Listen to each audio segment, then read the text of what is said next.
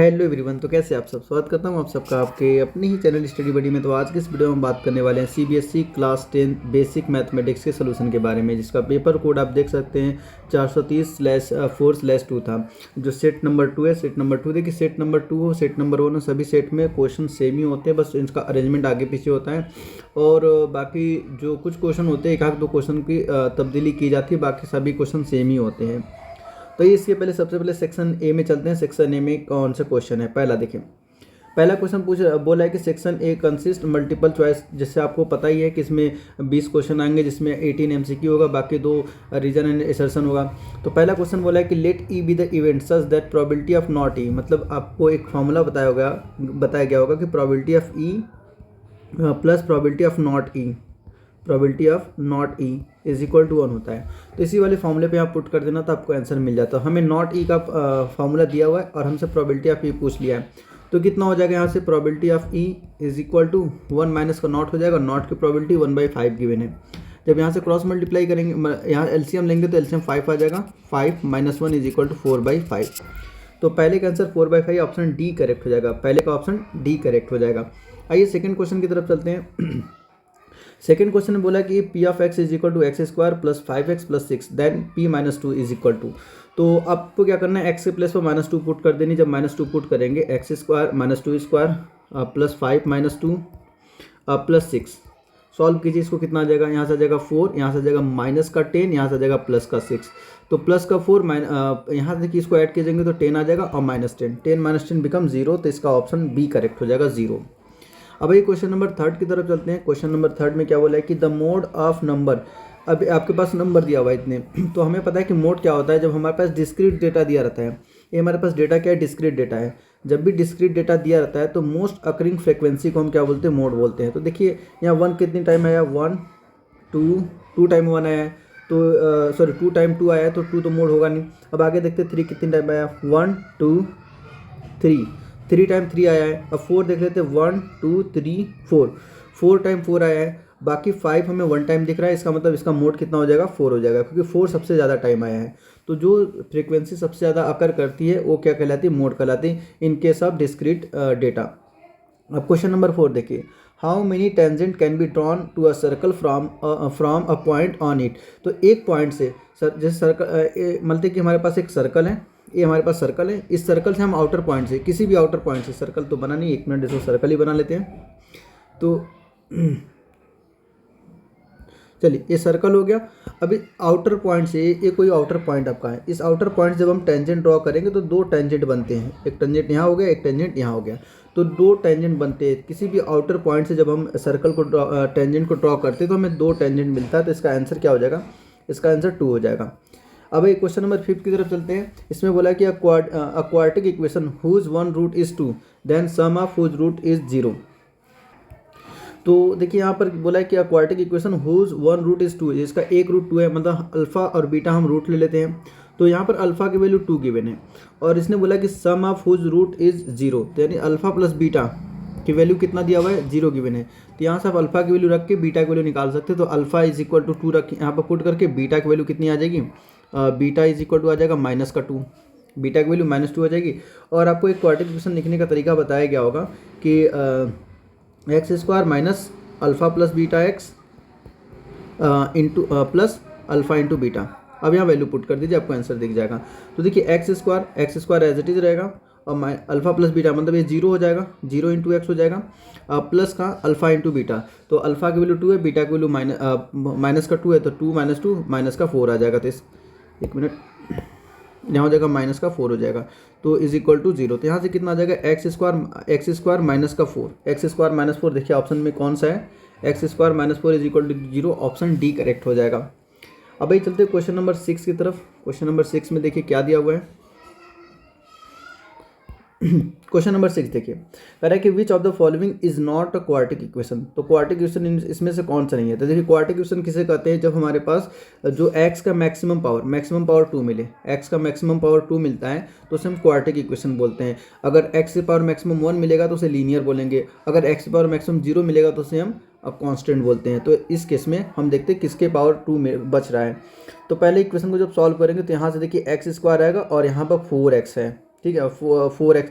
देखिए जब इसको इसका स्क्वायर ओपन करेंगे तो two into x square plus 1 minus का 2x, और यहाँ पर राइट हैंड साइड कितना है 4x स्क्वायर माइनस का 2x प्लस का 1।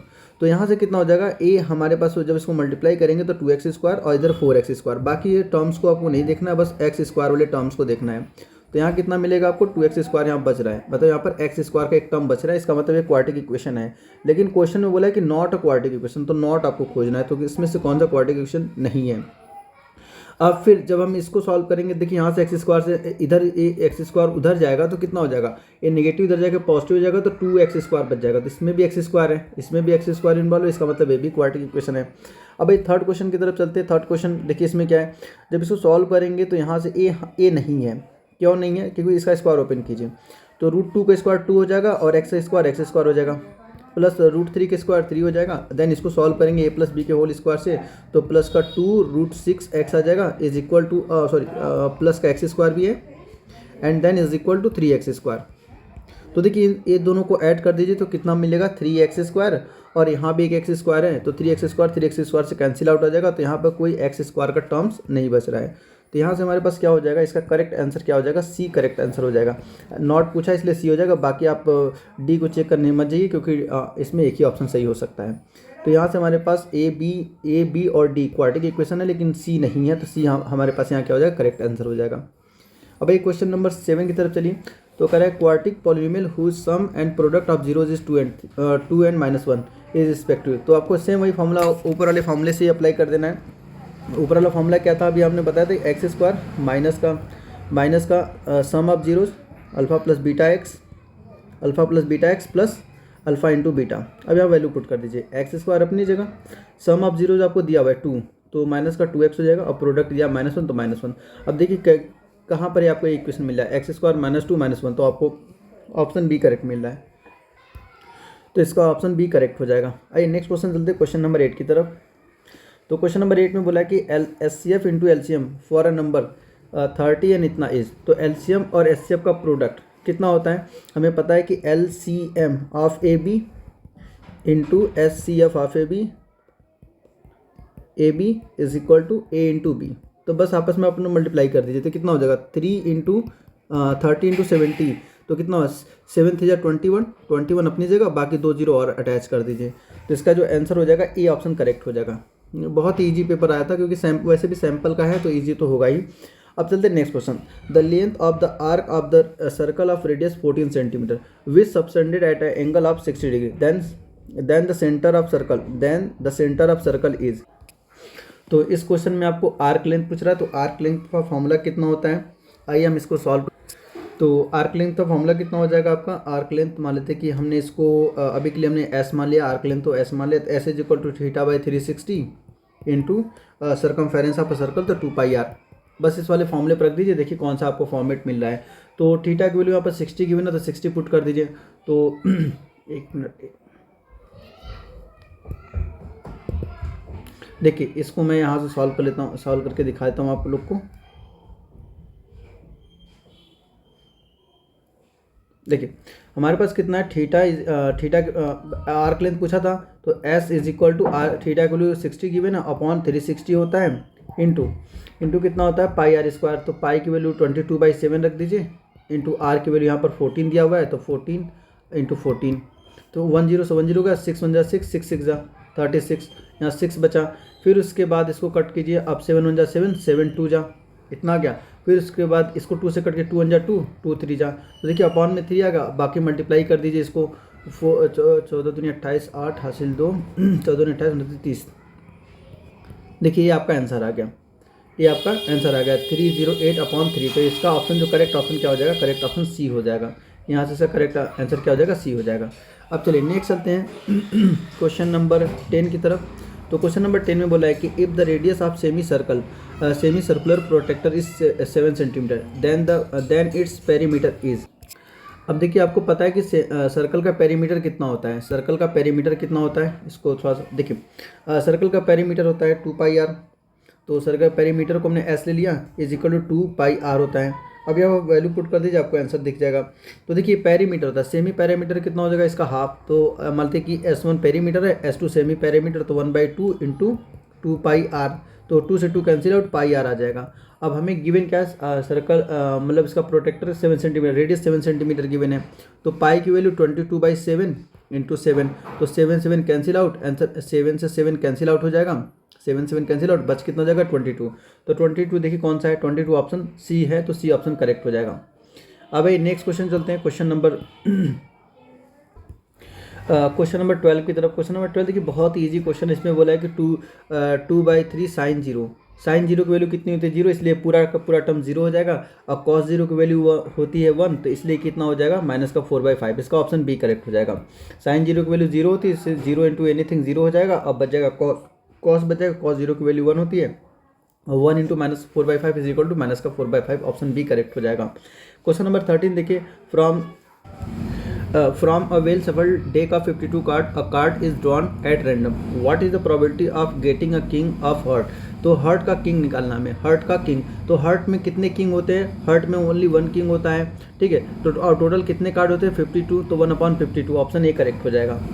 हार्ट क्योंकि हम जो कार्ड को 2 कलर में डिवाइड किया गया, रेड एंड ब्लैक में, और फिर रेड को 2 भागों में डिवाइड किया गया है, आपका हार्ट एंड डायमंड में, ब्लैक को क्लब एंड स्पेड में डिवाइड किया गया है। और हमें पता है कि मतलब एक कार्ड एक स्पेड, मतलब एक डिनोमिनेशन में जितने भी कार्ड होते हैं सभी यूनिक कार्ड होते हैं। तो किंग एक होगा, क्वीन एक होगा, जैक एक होगा, बाकी उसे नंबरिंग जो है सारे एक होते हैं।